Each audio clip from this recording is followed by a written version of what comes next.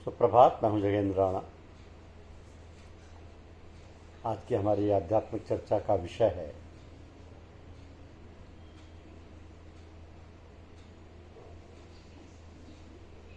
आध्यात्म मार्ग। आध्यात्म मार्ग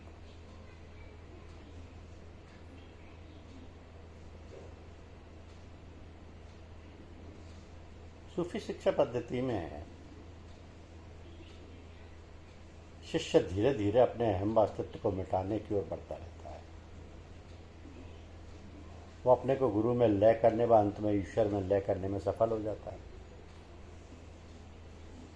समर्थ गुरु ये तय करता है कि शिष्य को कैसे, कब और किस तरीके से शिक्षा दी जाए।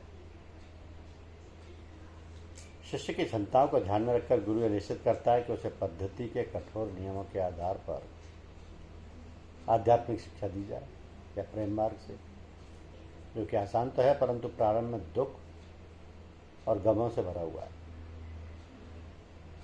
परंतु इसका अंत शाश्वत आनंद में होता है।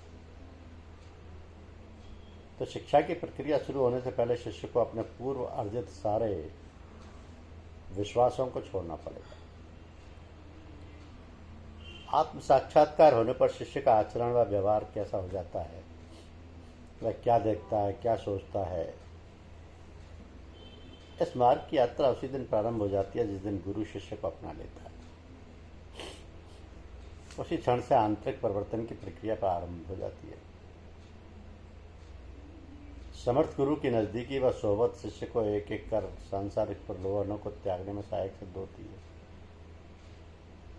धीरे धीरे वो अपना मस्तिष्क, इच्छाएं, आचरण आदि गुरु को समर्पित करता जाता है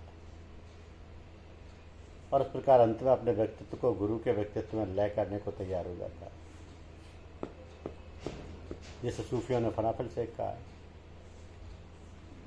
तो इस फनाइयत से उसका वजूद व कर्तापन की भावना समाप्त हो जाती है। उसका मैं अर्थात अहम नष्ट हो जाता है। यहाँ पर आंतरिक पवित्रता का कार्य पूरा हो जाता है और उसके हृदय में प्रेम व ईश्वरीय कृपा भर जाती है।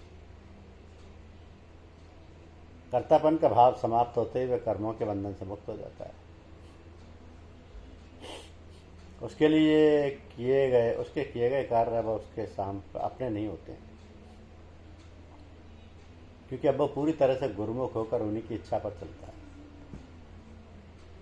तो पिछले किए गए कर्मों का वह स्वयं भोग करता है या गुरु उन्हें इस जीवन में नष्ट करा देता है। इस प्रकार वह आवागमन के चक्कर से मुक्त हो जाता है।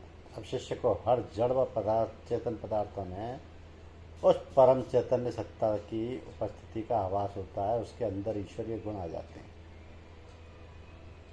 तो सारा ब्रह्मांड उसे ईश्वरीय प्रकाश में डूबा मालूम पड़ता है और वह स्वयं को भी उस दैवीय प्रकाश का एक अंग समझने लगता है और हर समय उसी में डूबा रहता है। यद्यपि वह संसार में ही रहता है, परंतु यहाँ के सुख व दुख अब उस पर अपना कोई प्रभाव नहीं छोड़ते।